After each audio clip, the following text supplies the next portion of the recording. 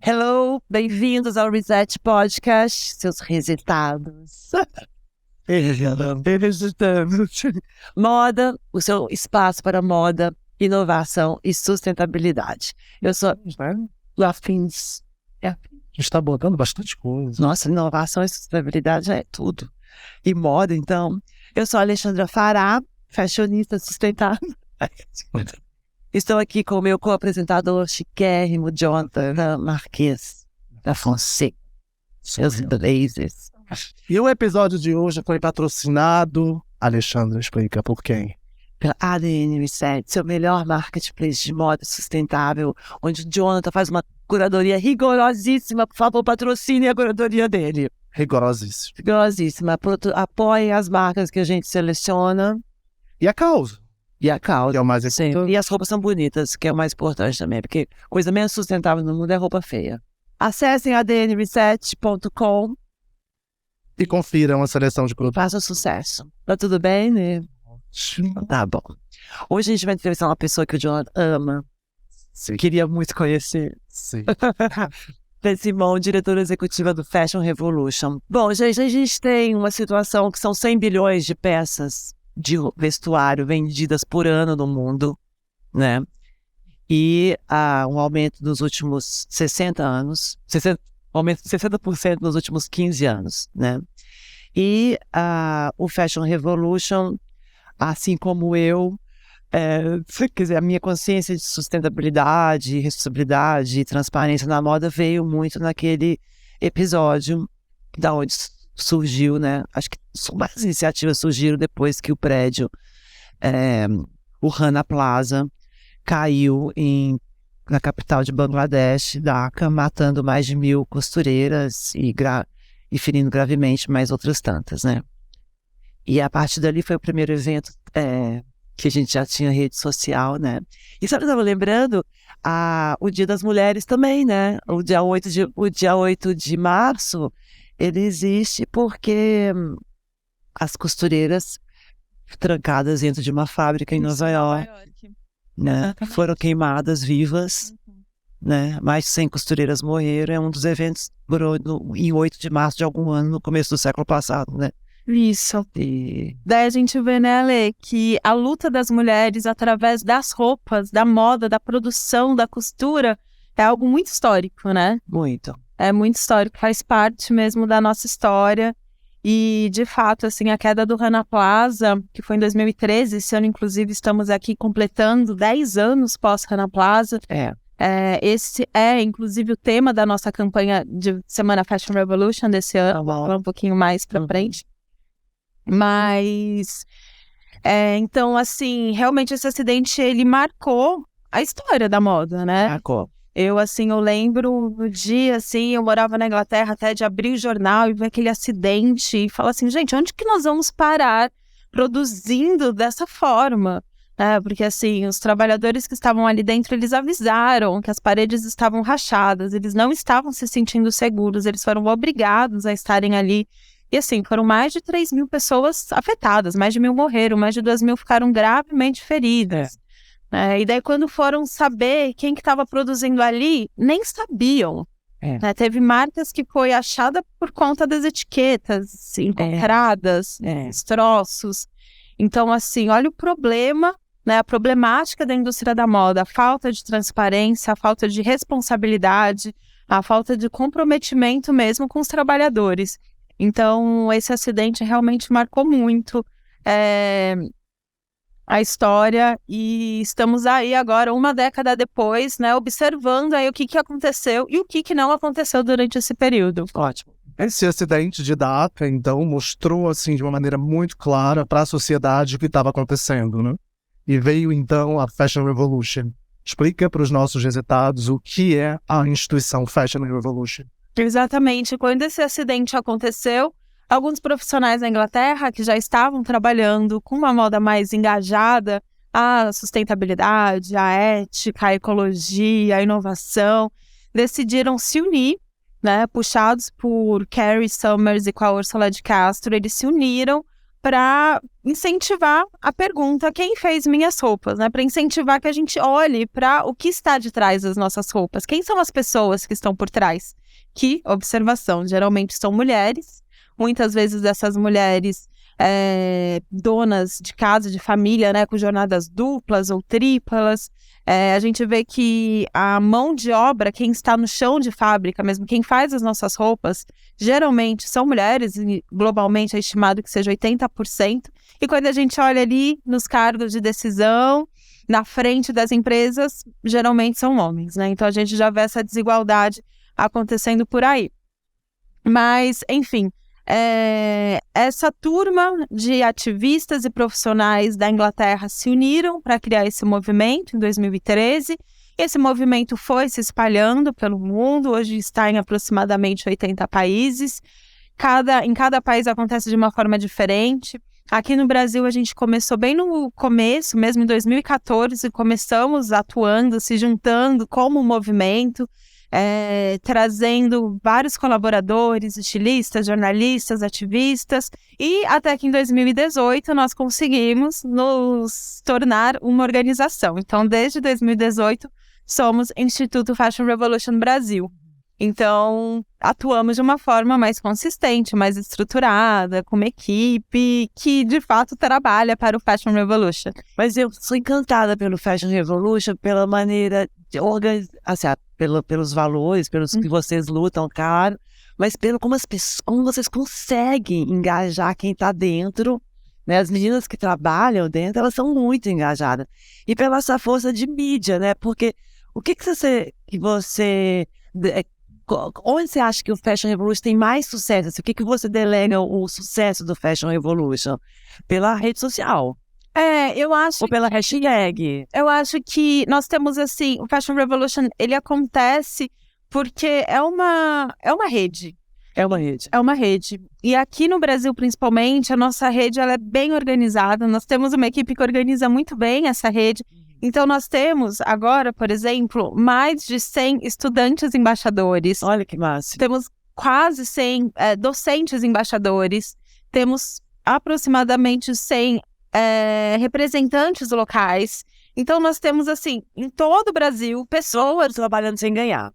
São voluntários que são responsáveis por representar o Fashion Revolution localmente. Certo. Então, esses voluntários, cada um de sua forma, né? Nós temos, assim, alguns voluntários que são jornalistas, outros que são estilistas, outros que são... enfim, cada um... Faz uma coisa. Faz uma coisa. E cada um também trabalha de acordo com a realidade local. Então, tem cidades que são cidades pequenas, são representantes que às vezes fazem ações bem localizadas. Eu quero Maria lá em Caxambu. Então, maravilha. Exatamente, fazer um almoço com algumas pessoas e levar essa causa. Tem outros que fazem eventos enormes. Então, tem estudantes, embaixadores que organizam ações durante a semana inteira dentro da instituição. Então, existem vários formatos e essa campanha, né, a nossa campanha da semana Fashion Revolution, que é a nossa maior atuação, ela é feita por essa rede de voluntários, de ativistas, de participantes. Controla a qualidade, se eles não estão fazendo alguma besteira. Quer dizer, agora que está começando, de 22 a 29 de abril, né? Isso. Então, você controla isso? Não tem alguém lá que está usando o nome do Fashion Revolution para falar... Infelizmente pode acontecer, né? Mas assim, nós temos alguns guias que a gente encaminha para esta rede. Então, nesses guias a gente explica o que é o Fashion Revolution, quais são as causas que a gente trabalha, as pautas. Nós temos uma biblioteca colaborativa com fontes, com dados, com materiais que podem ser consultados. Nós temos uma equipe responsável por cada uma dessas frentes. Então, temos, por exemplo, a Marina, que trabalha com os representantes locais. Então, semanalmente, ela está ali disponível para essa rede, para trocar, para ver as ações que eles estão organizando, né? Então, nós temos toda uma equipe que está acompanhando e que está trocando. Mas também, né, lembrando que a Semana Fashion Revolution, ela é esse espaço que é uma plataforma de troca.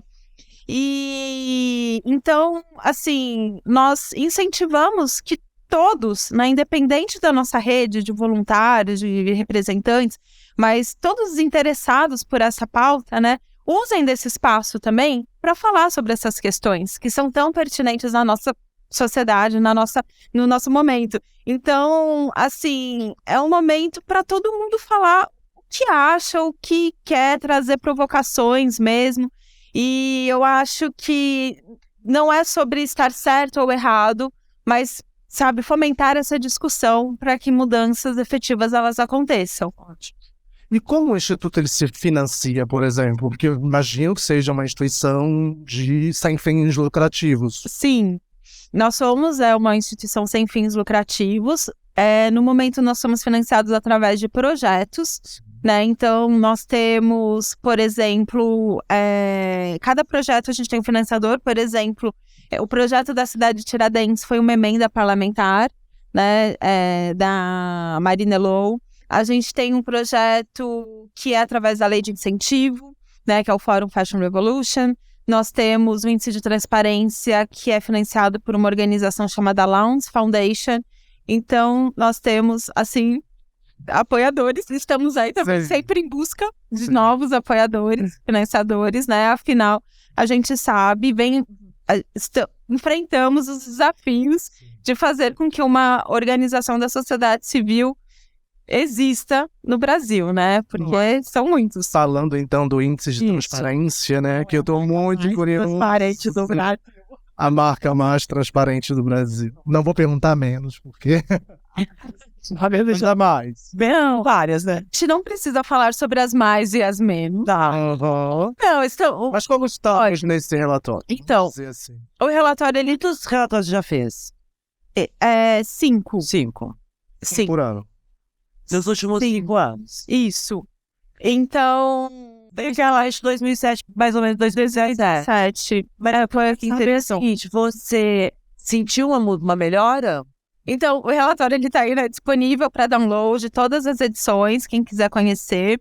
E a gente observa que, de uma forma geral, as marcas que estiveram presentes no começo, lá no primeiro relatório, elas apresentam mais melhorias do que as marcas que entraram depois, que entraram agora. Que é um processo de evolução, digamos assim. Sim.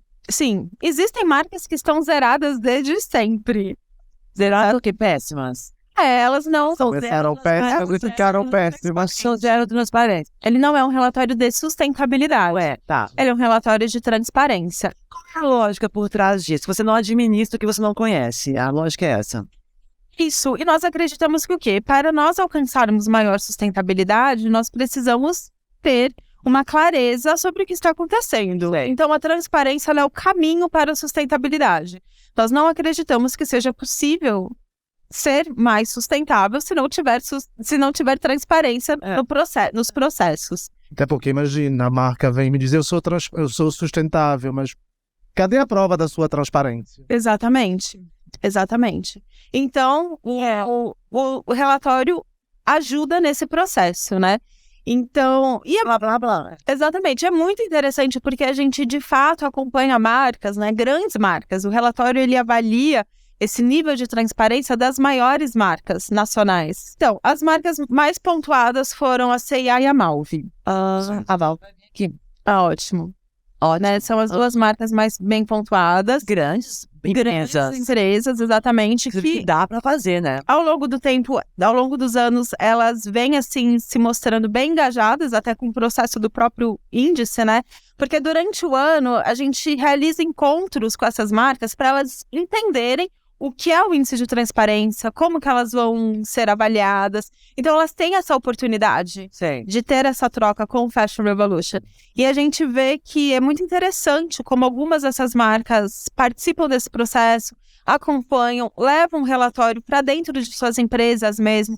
A gente tem depoimento de grandes marcas que falam que usaram o relatório para criar, por exemplo, um comitê de sustentabilidade interno, para trazer novas metas. Exatamente. Então, a gente vê que, de fato, tem um impacto em determinadas empresas. Outras empresas ignoram totalmente. Quantos por cento das empresas você acha que tem impacto? Verdade.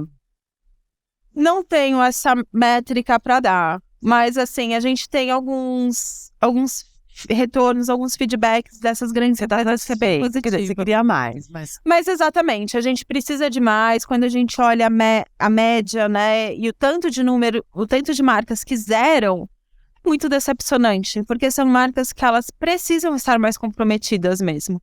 Então, quando você zera, quer dizer, sua transparência é nada. é nada. Você não tem transparência nenhuma. Exatamente. E são marcas ali que elas até podem ter ações sustentáveis, mas elas não querem transmitir, não sabem nada. Exatamente. É Elas não difícil. comunicam, É. exatamente. Nessa oferta de transparência, as marcas são abertas a um processo de due diligence por parte do Fashion Revolution. Que eu diria o seguinte, ela está me dizendo, a marca me ofereceu essa informação como prova, como transparência. Ela aceita que o Fashion Revolution vá até lá e confirme essa informação?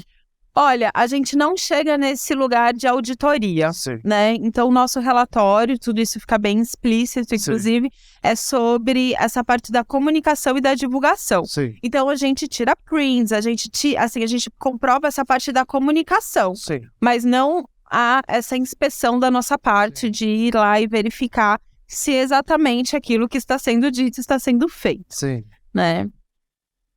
Esperamos, quem sabe, um dia a gente chegue nesse lugar. Do que não está sendo dito, não está sendo feito, Né? Entendi. Porque elas também não têm blockchain ainda. Não, a transparência delas não é uma transparência para todo mundo. Algumas têm atenção, né? Assim, online, assim. Então, o índice de transparência, ele avalia de acordo com a disponibilização pública.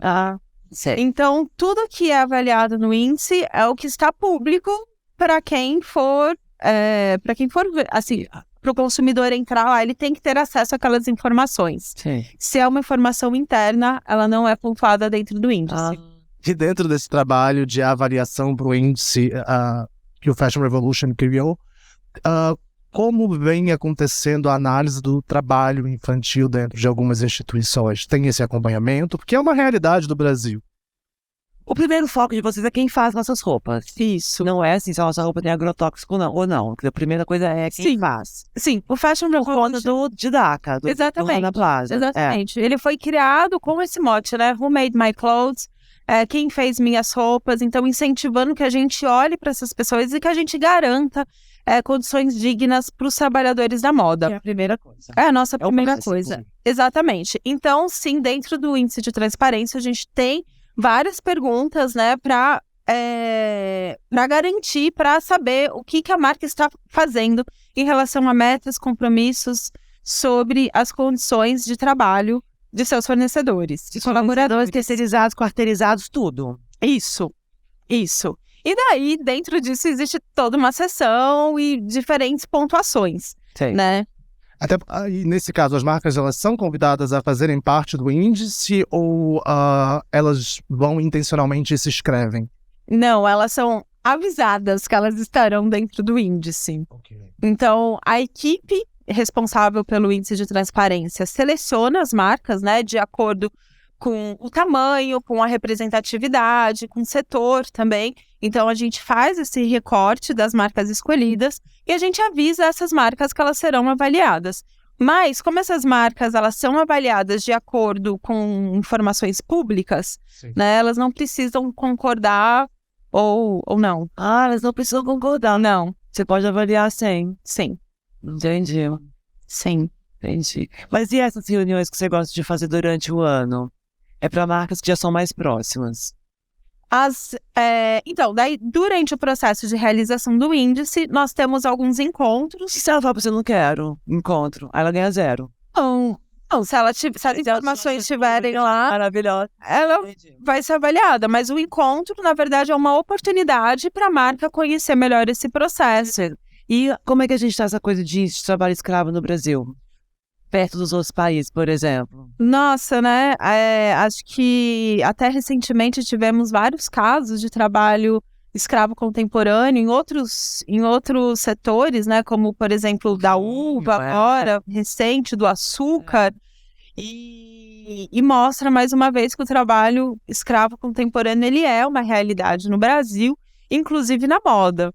Então, assim, até recentemente, alguns dias atrás, eu estive com uma procuradora do Ministério Público do Trabalho que reforça, né, que a gente ainda tem muitos casos de trabalho análogo a escravo no setor da moda, né? Então, e entre o trabalho escravo contemporâneo e o trabalho digno, existem também outras camadas, né?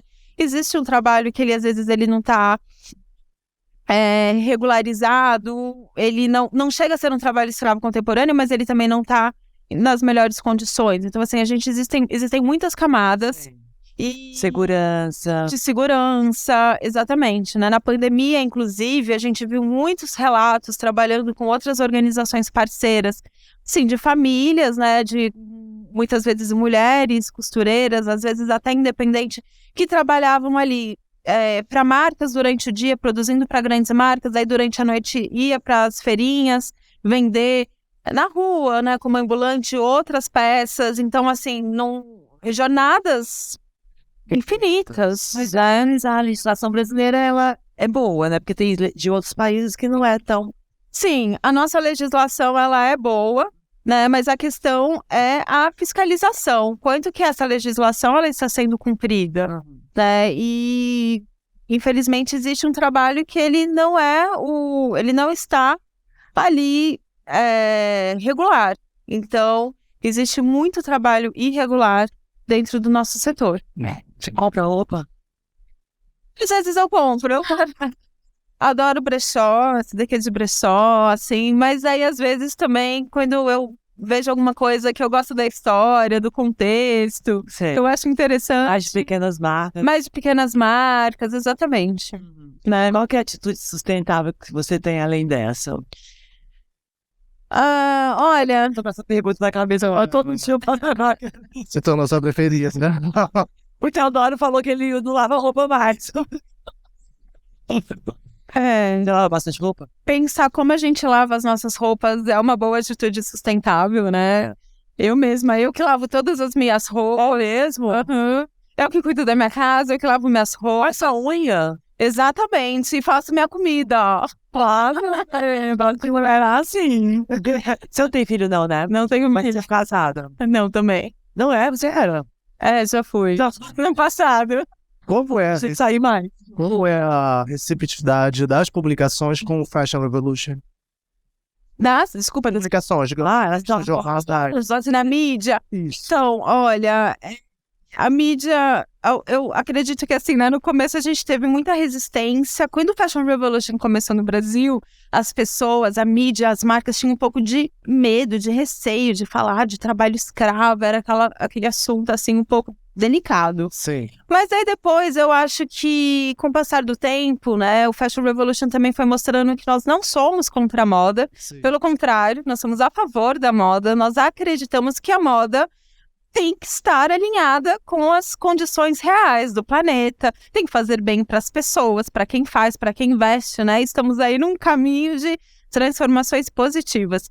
Então, a gente começou a ter mais espaços, até mesmo porque a sustentabilidade começou a alcançar um lugar mais aceito mesmo na nossa sociedade, né? No começo era uma coisa assim, movimentos ambientalistas, era algo que era bem nichado. E hoje eu acho que a gente já passou por esse processo de entender que estamos vivendo uma emergência climática, que precisamos falar de sustentabilidade em todos os espaços.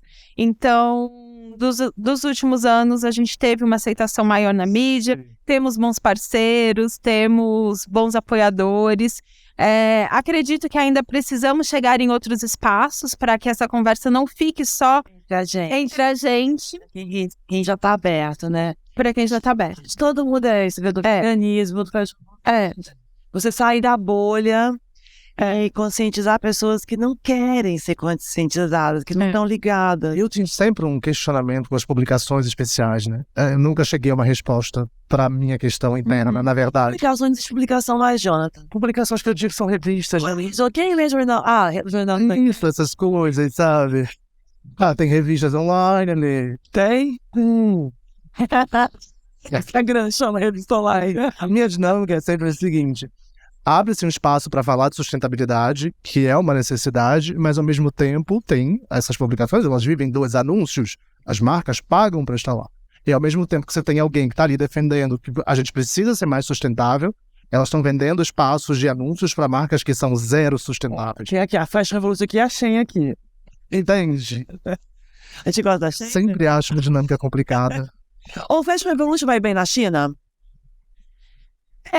Olha, na verdade, o Fashion Revolution não tem, assim, grande atuação na China, apesar que deveria ter, e eu acho que também, assim, né, existem, em cada país acontece de uma forma, equipes que às vezes funcionam, não funcionam, então, existem, né... Mas eu te cortei, eu fiz ela fritada aqui agora. Nem percebi. Não, é só o meu questionamento realmente interno, sabe? De até que ponto vai a responsabilidade de uma revista quando ela está, de um lado, defendendo a questão da sustentabilidade, que precisamos ser mais sustentáveis, os efeitos estão aí, e de outro lado, ela está vendendo o anúncio, obviamente, ela precisa desse anúncio para sobreviver, para uma marca que é zero sustentável. É a dinâmica do capitalismo. É a dinâmica do capitalismo. E nós acreditamos, a Fashion Revolution trabalha em prol de uma mudança sistêmica. Então, nós acreditamos que essa mudança ela tem que acontecer em todos os espaços. Eu acredito, assim, que precisamos ocupar os espaços. Até, tipo, pessoalmente falando, para mim isso foi um processo, né? Que eu venho, assim, do background, né? Assim... Tipo, exatamente, assim. Então, de repente, a gente vê que se a gente não estiver dentro de certos lugares falando sobre isso, esses assuntos nunca vão ser falados em determinados espaços, e daí nunca vai chegar lá e não vai falar ali, e a gente não vai alcançar o nosso objetivo, que é essa mudança radical em todos os lugares. E é o processo evolutivo da mudança, né? Você tem que começar... São processos, exatamente. Sim. E explica pra gente o processo da escola de moda decolonial. Sim. E eu quero saber também depois, quero saber muito da escola. E eu quero saber muito depois o que vai ter agora, né? Na próxima semana, como as pessoas podem participar. Ótimo. Decolonial, esse nome é chique, né? Não é... Quer dizer, pra gente olhar pra moda sem ser a moda da Europa. Exatamente, né? Então, esse é um projeto da nossa equipe educacional, juntamente com o nosso comitê de diversidade. Então, é um projeto novo, as inscrições estão abertas. E é um curso, né? Que faz parte também do Fórum Fashion Revolution. É um curso que vai trazer vários profissionais muito revolucionários. Tem uma grade maravilhosa para mostrar um outro olhar sobre a moda, sobre a história da moda, sobre um pensamento crítico de moda. Tudo. Quanto tempo de curso? São alguns meses. São alguns meses. E é gratuito? É gratuito. Eu quero me inscrever. Aquela, você não lembra da grade. Como chama? Como chama mesmo? Não tá, calma, não. Não, eu só vou olhar. Escola de moda. Não, tudo bem, você vai me mandar. De moda decolonial. Amei isso. Já teve em outros países ou é criação do Fashion Revolution Brasil? É criação nossa. Está sendo lançado, tipo, agora, assim, a nossa primeira edição desse projeto.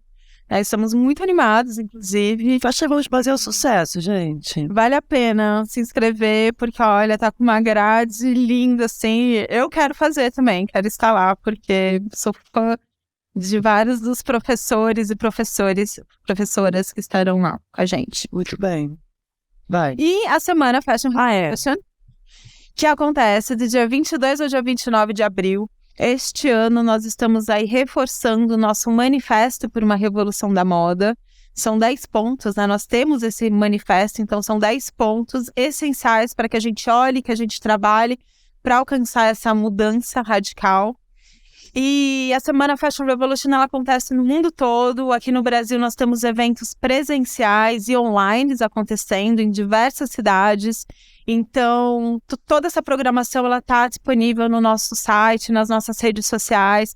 Veja se tem alguma coisa na sua cidade. Se não tiver na sua cidade, online. Veja online, tem os nossos materiais disponíveis. A gente está aí fomentando os nossos parceiros também para compartilharem informações, materiais. Então, é um momento mesmo para a gente discutir, trocar, aprender, compartilhar. E também, assim, um primeiro passo, né, para a gente se envolver nessa revolução, nessa transformação. E fica aí o convite. E também para que cada um use da Semana Fashion Revolution, suas redes sociais, os seus espaços, para compartilhar esses materiais, para perguntar para as marcas quem fez minhas roupas, do que são feitas minhas roupas, se alguém também for assim um profissional da moda, usar desse espaço para mostrar o que você está fazendo, o que você pensa, o que você traz de informações. Já fica aqui o convite para ler, fazer seus conteúdos de Semana Fashion Review também, falando sobre inovação e também compartilhando, né, que você também tem uma vasta pesquisa, né, sobre inovação para sustentabilidade de materiais. É o que eu mais gosto, Se uma marca quiser patrocinar o fashion, a Semana do Fashion, eu ia perguntar, como é que a marca faz? Assim, a gente tem, né, algumas regras em questão de patrocínios, né, porque... Mas assim, a gente pode conversar, a gente pode compartilhar o nosso código de ética, entre em contato com a gente vê uma possibilidade. Vocês já fizeram isso antes, de marcas? Diretamente com marcas, não. Mas marcas te procuram ou não, pra fazer? Às vezes sim, Inclusive, né, a gente acredita que precisamos encontrar alguns caminhos. Eu acho que, assim, não é algo que a gente tem tão definido, mas eu pessoalmente, eu acredito que a gente precisa achar um caminho para fazer possível, né? A gente tem no ativismo, né, uma coisa que a gente jogava toda a responsabilidade em cima do consumidor, né? Se você boicotar a Zara vai mudar. Se você boicotar isso... Hoje em dia já tem uma evolução nesse pensamento e de que a responsabilidade está na mão do CEO, né? De que ele tem que mudar, não é? O consumidor mal está lutando para ter o dinheirinho dele, né? Exatamente. E do poder público também. E do poder público, exatamente. Então, assim, nós acreditamos... com certeza, acho que todos nós como cidadão existentes, pessoas vivas neste planeta, nós carregamos responsabilidade das escolhas que fazemos, né? Acho que também não podemos nos ausentar dessa discussão, mas, de fato... A gente escolhe dentro do que está ali. Exatamente. Se só tem coisa ruim ali, a gente vai ver, né? Por exemplo, a questão da água. Existem várias campanhas que falam para o consumidor, fecha a torneira enquanto escova o dente, mas quando a gente olha, o agro usa, se eu não me engano, por volta de 80% da água, né, disponível. Então, assim, o que a indústria usa, os números, quando a gente olha para a indústria, são muito maiores do que a gente ficar ali insistindo nesses pequenos, né? Ficar fazendo grandes campanhas ali pro pequenininho, né? Sendo que... Maquiando.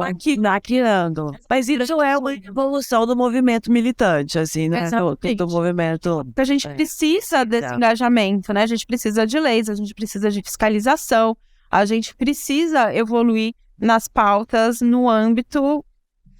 E quem tem o poder na mão tem mais poder do que nós que estamos só comprando. Exatamente. Então a pessoa tem que fazer. Hoje em dia ninguém é bobo mais. Então toda mudança ela precisa acontecer, né? Considerando poder público, poder privado e também a sociedade civil. Como que uma pessoa pode ampliar a consciência dela? Quais são as leituras? Tem o livro do Fashion Revolution, né? Como é que é o livro do Fashion? Pode comprar? Pode. No site? Sim, nós temos o livro do Fashion Revolution, Revolução da Moda, escrito por várias mulheres, então são vários textos, todos por brasileiras, então assim, conta um pouco da história da moda, o que precisamos olhar para falar de sustentabilidade, fala de diversidade, futuro, então ele está disponível para compra, né? O meu hoje, não sei como é que não tem esse livro, gente. Eu vou te mandar. Tem Kindle também? Não, só é papel, tá. Estamos querendo. Tudo bem. Ainda não saiu. E além do nosso livro, que está lá disponível no nosso site, redes sociais, temos vários materiais, inclusive os PDFs, os e-books do Fórum Fashion Revolution de vários anos, que são pesquisas feitas por pesquisadores nacionais, né? Então, assim, também é um pouco dessa coletânea do que está sendo pensado e desenvolvido no Brasil. Então, todos esses materiais, eles estão disponíveis para download gratuitamente no nosso site. Então, também tem, entre outros, inclusive, né? Então, fica aqui o convite. Você tem um livro de cabeceira foi um livro que talvez tem algum livro que te abriu a cabeça, que você resolveu fazer uma... Porque você foi fashionista? Você começou pela sustentabilidade. Por onde você começou? Pela moda? Eu fiz moda na Santa Mercedes. Você fez. Só que eu saí no último ano e fui virar hippie. Você não tem diploma? Não tenho diploma. Larguei, fui virar hippie. Esse mundo tá acabando. Não adianta pensar em moda. Vou pra praia, vender minha arte. Deixa eu curtir. Falei, eu queria, assim, me envolver em movimentos ambientalistas mesmo. A minha história foi mais... Daí eu fui para essa história do meio ambiente, da sustentabilidade, me envolver em causas mesmo. Até que eu cheguei no momento de entender que a moda, ela poderia estar conectada com essas causas, e com o meio ambiente, e com as pessoas, entender toda a questão de trabalho, da moda. Daí foi quando teve essa... Juntou as duas Ela coisas. juntou tudo, e daí eu entrei pra moda com a sustentabilidade já. Certo. Então eu não tenho assim, uma vivência no mundo da moda. Ô, Fê, e aí, filmes? Bom, mas livros. Mais um livro, vai. Livro, assim, que me mudou muito, é um livro que ele não tem em português, que é o To Die For, da Lucy Siegel, que foi, assim, muito transformador pra mim, que foi bem no momento, assim, que eu tava entrando nessa história, né? Agora, eu acho que tem um que é bem legal também, que é o da Kate Fletcher, Jornada, não lembro o nome. Acho que Moda e Sustentabilidade, inclusive, da Kate Fletcher, que é um que tem em português, da editora do Senac, que também acho que é bem legal. E, bom, mas assim, o livro da minha vida também, que não é de moda, mas que eu acho que é de ativismo, é o Ecofeminismo. Sei. Que é o da Vandana Shiva e da Maria. O que é o ecofeminismo? O ecofeminismo, né, é um movimento que junta o movimento feminista ao movimento da ecologia e que traz, assim, argumentos que tanto a terra quanto a mulher passam por processos similares, né? Então, assim, o sistema capitalista, da mesma forma que ele abusa dos recursos naturais, abusa do ser vivo, terra, faz a mesma coisa com as mulheres. Então, assim, eu sou apaixonada pela Vandana Shiva, ela é, assim, minha mestra, e é um movimento que me inspira muito. Você e a Modifica. Adoro. A Marina. Marina Adoro também. A Marina saiu da moda. A Marina saiu da moda. Por quê? Por enquanto. Depois a gente vai trazer ela de volta. Nossa, quando ela mandou o e-mail, eu até chorei. Gente, eu também não entendi. Moda e sustentabilidade. Design para mudança. É isso mesmo. É esse. Da Olha, eu Kate tenho Fletcher, não sei se você editora Senac. conhece, que se chama How Luxury Lost Its Luster. Eu acho que é da Dona Thomas também, não é? How Luxury Lost. É o Deluxe. Eu só lembro desse título, eu li, sei lá, quando eu tava frustrado, uns anos atrás. É o Deluxe. Que ela termina com a da azul. Pode ser. Ai, não consigo mostrar a capa pra vocês, gente, mas depois a gente coloca, tá? Moda e Sustentabilidade Design. Sabe que eu nunca li esse livro? Vou ler. Eu acho que ele é bem direto, assim. É mais pra estilista ou pra qualquer pessoa? Ele é mais pra estilista. Mas eu gosto. Nenhum produto recebe tanta divulgação e tão analisado quanto o da moda.